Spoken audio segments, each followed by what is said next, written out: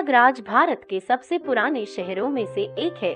यह प्राचीन ग्रंथों में परया आगयात के नाम से जाना जाता है और इसे भारत के सबसे पवित्र तीर्थ स्थल माना जाता है। यह 3 नदियों गंगा, यमुना और अदृश्य सरस्वती के संगम पर स्थित है। समागम बिंदु को त्रिवेणी के रूप में जाना जाता है और यह हिंदुओं के लिए बहुत ही पवित्र है। आइए जानते हैं प्रयागराज में घूमने वाली कौन कौन सी जगह है। अब अगली जगह है 1. त्रिवेणी संगम। त्रिवेणी संगम 3 नदियों का जंक्शन है, गंगा, यमुना और सरस्वती, जो एक पौराणिक नदी है। माना जाता है कि सहस्राब्दी पहले सूख गई थी। गंगा और यमुना दोनों भारतीय पौराणिक कथाओं में अत्यंत पूजनीय नदियां हैं और इसलिए संगम बिंदु इन नदियों ने अत्यंत उच्च धार्मिक महत्व प्राप्त कर लिया है। अब अगली जगह है 2. खुसरो बाग। इलाहाबाद के सबसे लोकप्रिय पर्यटन स्थलों में से एक खुसरो बाग को राजा जहांगीर ने अपने बेटे खुसरो के लिए बनवाया था। राजकुमार की समाधि इस बगीचे में उनकी मां शाह बेगम के साथ स्थित है। अब अगली जगह है 3. आनंद भवन। आनंद भवन नेहरू परिवार का पूर्व निवास है, जिसे अब भारत में स्वतंत्रता आंदोलन के युग के विभिन्न कलाकृतियों और लेख देखने को मिल जाएगी। 2 मंजिला हवेली व्यक्तिगत रूप से मोतीलाल नेहरू द्वारा डिजाइन की गई थी। जवाहर तारामंडल, प्रसिद्ध तारामंडल भी यहाँ स्थित है। अब अगली जगह है 5. इलाहाबाद का किला। इलाहाबाद किला वास्तुकला का एक शानदार काम है, जिसे 1583 में मुगल सम्राट अकबर के शासनकाल के दौरान बनाया गया था। अद्भुत संरचना गंगा और यमुना नदियों के संगम के तट पर स्थित है और सबसे बड़ा किला होने के लिए प्रसिद्ध है। कभी अकबर ने बनवाया था। अब अगली जगह है 6. इलाहाबाद अशोक स्तंभ। इलाहाबाद किले के बाहर स्थित इस 16वीं सदी की संरचना का निर्माण सम्राट अकबर ने करवाया था। अशोक स्तंभ के बाहरी भाग में ब्राह्मी लिपि में अशोक के शिलालेख हैं। यहाँ तक कि समुद्रगुप्त और जहांगीर ने बाद में गुप्त लिपि में कुछ शिलालेख जोड़े हैं, जो ब्राह्मी का एक परिष्कृत संस्करण है। अब अगली जगह है 7. हनुमान मंदिर। बोलचाल की भाषा में बड़े हनुमान मंदिर के रूप में जाना जाने वाला हनुमान मंदिर इलाहाबाद के संगम क्षेत्र में स्थित है। भूमिगत रूप से निर्मित हनुमान के 20 फीट लंबे और 8 फीट चौड़े देवता की झुकी मुद्रा के साथ यह मंदिर अपनी तरह का एक है। अब अगली जगह है 8. माघ मेला। इलाहाबाद के प्राचीन शहर में हर साल आयोजित माघ मेला प्रसिद्ध कुंभ मेले का छोटा संस्करण है। इलाहाबाद के पास प्रयाग में 3 महान भारतीय नदियों गंगा, यमुना और सरस्वती के संगम पर होने वाला मेला हर साल माघ के हिंदू महीने में आयोजित किया जाता है। अब अगली जगह है 9. चंद्रशेखर आजाद पार्क। चंद्रशेखर आजाद पार्क को कंपनी गार्डन के रूप में जाना जाता है। प्रयागराज के जॉर्ज टाउन में स्थित यह पार्क 1870 में प्रिंस अल्फ्रेड के शहर में आगमन के एक महत्वपूर्ण निशान के रूप में स्थापित किया गया था।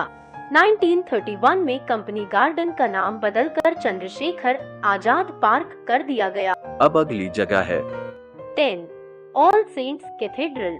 19वीं शताब्दी के अंत में निर्मित ऑल सेंट्स कैथेड्रल या पत्थर गिरजा MG मार्ग इलाहाबाद पर एक शानदार एंग्लिकन क्रिश्चियन चर्च है। राज्य के खूबसूरत चर्चों में से एक, यह पर्यटकों और तीर्थयात्रियों द्वारा समान रूप से भरा हुआ है। अब अगली जगह है 11. New Yamuna bridge. नवीन यमुना सेतु प्रयागराज की उपलब्धियों में से एक है। इसकी छवियों से इस सेतु के उत्कृष्ट वास्तुकला का बोध होता है। प्रभात तथा संध्या काल में इस सेतु का दृश्य सम्मोहित कर देता है। भारत के सबसे लंबे केबल वाले पुलों में से एक है। अब अगली जगह है 12. इलाहाबाद विश्वविद्यालय। इलाहाबाद विश्वविद्यालय भारत का एक प्रमुख विश्वविद्यालय है। यह एक केंद्रीय विश्वविद्यालय है। यह आधुनिक भारत के सबसे पहले विश्वविद्यालयों में से एक है। इसे पूरा व के ऑक्सफोर्ड नाम से जाना जाता है। इसकी स्थापना सन 1887 को अल्फ्रेड लायर की प्रेरणा से हुई थी। अब अगली जगह है 13 इलाहाबाद उच्च न्यायालय। उत्तर प्रदेश के लिए राज्य उच्च न्यायालय इलाहाबाद में स्थित है। भारत के उत्तर प्रदेश राज्य का उच्च न्यायालय है। भारत में स्थापित सबसे पुराने उच्च न्यायालयों में से एक है। यह 1869 से कार्य कर रहा है। भारत में सबसे अधिक सेवारत न्यायाधीशों की संख्या 160 है। अब अगली जगह है 14 अलोपी देवी मंदिर। इलाहाबाद में पवित्र संगम गंगा, यमुना और सरस्वती का संगम के पास अलोपी बाग में स्थित अलोपी देवी मंदिर हिंदू आस्था से सम्मानित एक अपरंपरागत मंदिर है। अब अगली जगह है 15 अक्षयवट वृक्ष इलाहाबाद।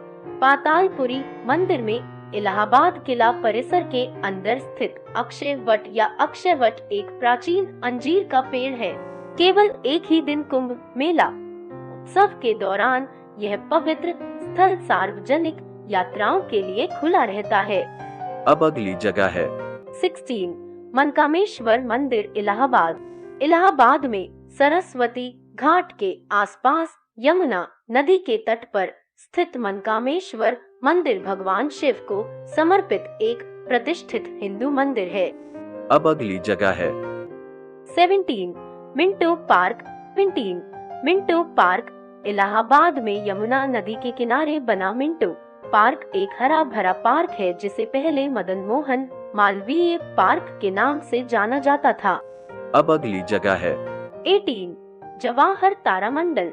1979 में निर्मित और इलाहाबाद के एलनगंज क्षेत्र में आनंद भवन के बगल में स्थित जवाहर तारामंडल गांधी नेहरू परिवार का पूर्व घर था।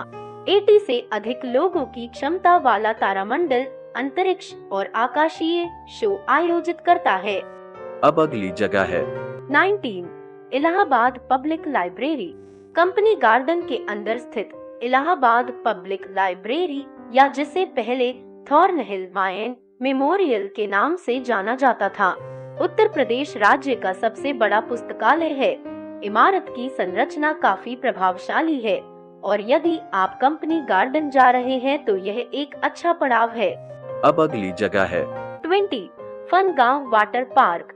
इलाहाबाद में कौशाम्बी रोड पर स्थित फनगांव वाटर पार्क अपने नाम के अनुरूप शहर में एक मजेदार रोमांचकारी वाटर पार्क है। पार्क में बहुत सारी ट्यूब स्लाइड, खुली स्लाइड, कई swimming pool, costume changing room, locker room, shower room आदि हैं। अब अगली जगह है 21 नंदन कानन वाटर रिट्रीट।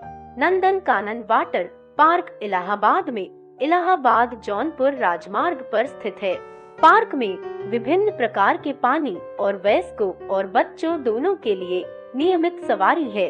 इसके अलावा मेहमानों की सुविधा के लिए इसमें कई roller coaster, food stall, changing और लॉकर रूम आदि हैं।